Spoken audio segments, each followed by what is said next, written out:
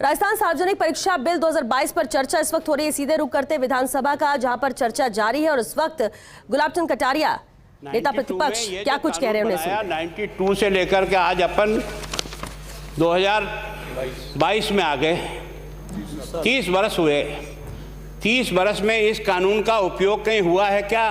मैं आज भी आपको बहुत कड़वे शब्दों में कह रहा हूँ, केवल और केवल अपनी झेप मिटाने के लिए इस कानून को ला करके उस बच्चे के उस दर्द को मिटाने के लिए तो छींटे डालने का प्रयास किया कि जिससे शायद हम इसमें सफल हो जाएंगे। हम इसमें सफल होंगे कि नहीं होंगे ये तो ईश्वर जानेगा।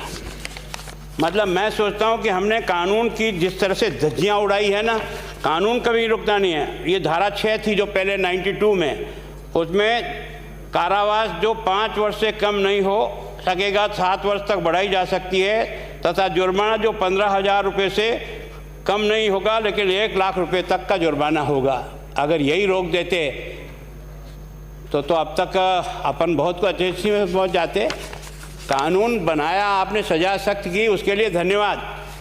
कानून से मेरा विरोध नहीं है, पर मेरा विरोध इस बात से है कि केवल कानून बना देने मात्र से इन समस्याओं का निदान नहीं होगा। या आपने धारा 7 जो 92 की थी उसमें कारावास 3 वर्ष तक का हो सकेगा, जुर्माना 5,000 रुपये, ऐसे इसमें सब कानून है। वही कानूनों को बदल करके आपने थोड़ा और सख्त करने का प्रयास किया। अब मैं सभापति महोदय ये विषय नहीं समझ पा रहा हूँ अभी तक कि एक कानून आपका 92 में था, इस नया कानून 2022 में लाने की आवश्यकता क्या पड़ी?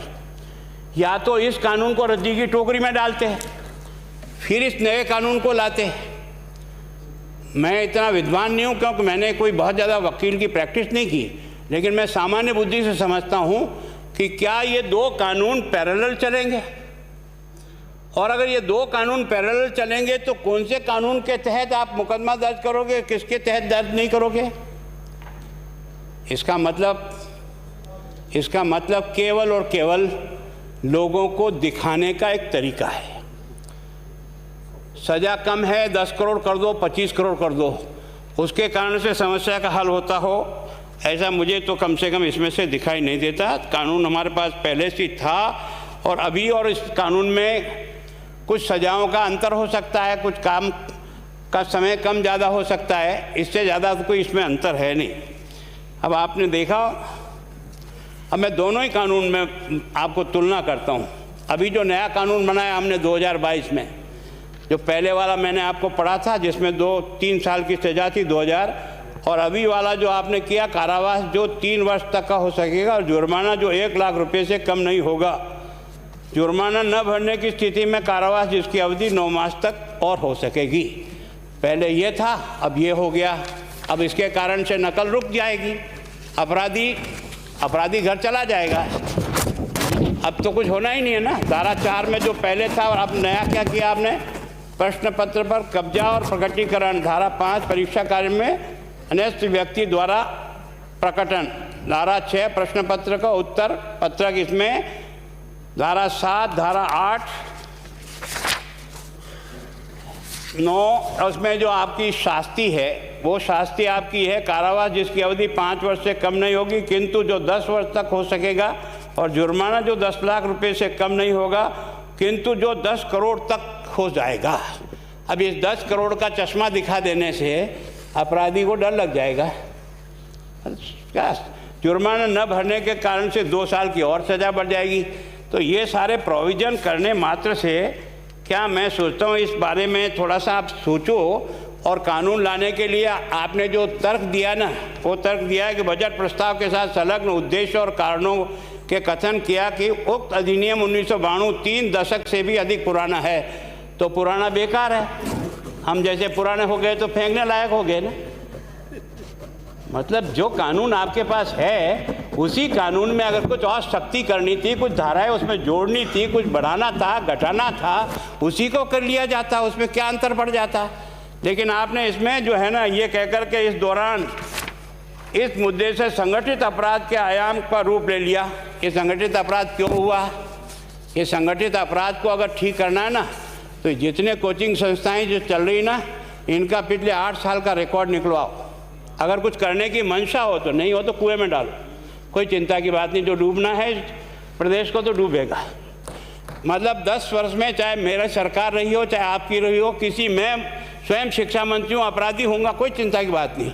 लेकिन आप कम से कम इन 10 सालों से इन जितनी कोचिंग संस्थाएं चल रही है, इनकी जितनी परीक्षाएं हुई है, उनके परीक्षा के रिजल्ट के साथ आप एक टीम लगा करके इनका पोस्टमार्टम करो, तब आपको समझ में आ जाएगा कि ये बीमारी कहाँ से चली है। ये बीमारी इन व्यवसायियों के थ्रू चली है। मैं और आप पेपर आउट करेंगे, पेपर लाऊंगा, 5 लाख दे दूंगा, 8 लाख दे दूंगा, मैं क्या 2 करोड़, 5 करोड़, 8 करोड़ दे सकता हूँ क्या भैया? ये सारे के सारे जो पैसे देने वाले बड़े बड़े दिग्गज लोग हैं, जो कोई 10 करोड़ में पेपर ले जाता है, कोई 3 करोड़ में ले जाता है, कोई 2 करोड़ में ले जाता है, फिर अपने कोचिंग संस्थान में रिजल्ट लाता है और उसके बाद बड़े बड़े पोस्टर बाहर लगाता है, मेरा 100% सिलेक्शन। ये है बीमारी की जड़। अगर मार करना चाहते हो तो यहाँ करो, तब तो जा कर के इसको कोई रोक सकोगे। बाकी से केवल मन को संतुष्ट करने का काम करो तो ये राजस्थान के उस गरीब बच्चे के साथ न्याय नहीं होगा, जो बड़ी मुश्किल से पढ़ता है, अपने घर में बूढ़े माँ बाप को भूखे मार के पढ़ता है और उसके बाद परीक्षा के लिए जाता है, रोता हुआ घर लौटता है। क्या दुख नहीं होता है? हम लोगों के मन में कोई रहम नहीं है कि आखिर उस बच्चे का क्या होगा जो अपनी बड़ी पीड़ा के साथ पढ़ रहा है। इन सारे पैसे वाले लोगों के पास में आपने सारी सरकारी नौकरियों को भेज दिया। मैं बहुत कड़वा सच बोल रहा हूँ। आज जो पिछले 8 साल में नौकरी में लगे ना, उन सब का भी पोस्टमार्टम कराओ, आपको लगेगा आधा फर्जी मामला निकलेगा। कोई है नहीं, कोई सोचने वाला है इस पर कि आखिर उसके दर्द को कौन जानेगा, है ना। जिस प्रकार से हमने परीक्षा के माध्यम से इन पैसे वाले लोगों को उतार करके सारे के सारे उन गरीबों की आशाओं के ऊपर पानी फेर दिया। रात और दिन पढ़ता है, भूखा प्यासा पढ़ता है, घर बेच करके पढ़ता है, खेत बेच करके पढ़ता है, लेकिन जब उसका सिलेक्शन नहीं होता तो जहर खा के मरता है। कोई इस पीड़ा को समझने के लिए तैयार नहीं है। और हम इस कानून को ला करके दुनिया को बताना चाह रहे हैं कि हमने इतना बड़ा कानून कर दिया, इस कानून से कुछ भी नहीं होगा। मैं आज आपको कह रहा हूँ, ये जो आपने नए प्रावधान जोड़े हैं, मैं सोचता हूँ कि मुझे कुछ बोलने की इच्छा नहीं, मुझे बहुत दुख है इस बात का। क्या होगा ये?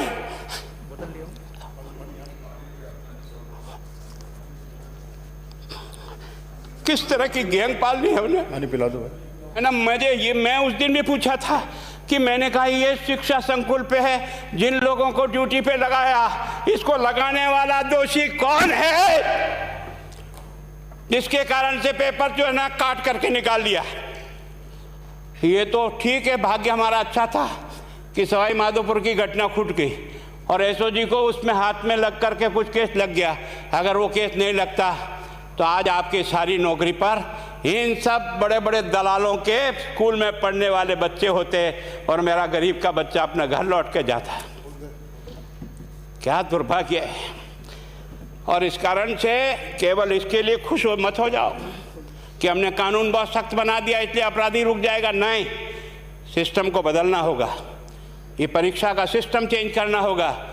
मैं सोचता हूँ कि क्या हम इतने अक्लमंद बैठे हैं, क्या इस व्यवस्था को चेंज नहीं कर सकते?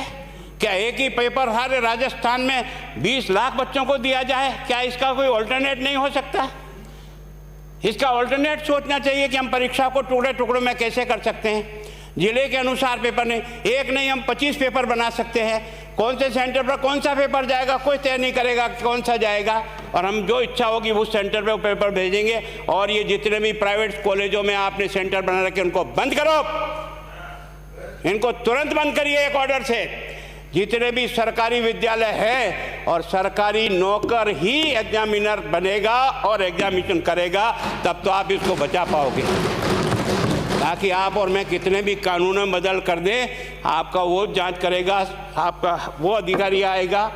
आपने कहा भाई सेशन जज के नीचे नियुक्ति नहीं होगी, इसके अलग से कोर्ट होगा, बहुत अच्छी बात है। प्रोविजन जो आपने डाले हैं वो स्वागत योग्य, स्वागत करता हूँ, पर इन प्रोविजन को लागू तो आप और मैं ही करूँगा, कौन करेगा? जब हम ही ठीक नहीं है तो इन प्रोविजन क्या रोएंगे अंदर बैठे बैठे है? जब तक हमारा दिल और दिमाग ठीक नहीं होगा ना, इस बीमारी का इलाज नहीं होगा। हमने शिक्षा के मंदिर को भ्रष्टाचार की भट्टी में जलाकर खाक कर दिया। दुर्भाग्य हमारा, जहाँ से कोई आशा की किरण दिखती थी उस गरीब को, कि चलो मैं अपनी मेहनत से आगे बढ़ जाऊंगा, लेकिन अब वो निराशा में आ गया। उसको लगा कि अब कोई रास्ता नहीं है। और इस कारण से मैं सोचता हूं कि आप जिस भावना से लाया, मैं आपकी भावना की इज्जत करता हूं, लेकिन केवल आपकी भावना इन बेईमानों को नहीं रोक सकेगी। इसको रोकने के लिए हमको सिस्टम को बदल करके और तुरंत उस पर ध्यान करना चाहिए। कानून 302 का बना हुआ है, क्या मर्डर रुक गए? आप भी जान रहे हो, रोज के रोज पोक्सो कोर्ट में आजीवन कारावास हो रहा है, क्या व्यभिचार रुक गया है? अपराधी को दंड मिल सकता है, अपराध बंद नहीं हो सकता है। अपराध बंद करने के लिए जो सिस्टम होते हैं उस सिस्टम में चलो। एकमात्र इस देश में भ्रष्टाचार की भट्टी में देश जल रहा था, केवल और केवल एक तरह से प्रत्येक व्यक्ति का खाता खुलवाकर देश के प्रधानमंत्री में सारा का सारा बेनिफिट उसका सीधा खाते में डाला। बेईमानों को चोट लगी नहीं लगी, उस तरफ अपना दिमाग पचाओ, उस तरफ अपना दिमाग लगाओ कि इस बीमारी का इलाज कहाँ है और कैसे हो, इस बारे में चिंता करने की कोशिश करो। मैं कई बार इधर सीकर और इधर गया तो मैं सोचता हूँ कोचिंग संस्थान की बिल्डिंग देखें ना तो टोपी गिर जाए नीचे से। क्या चीज़ है यार, भगवान ने क्या लक्ष्मी वहीं बरसाई है?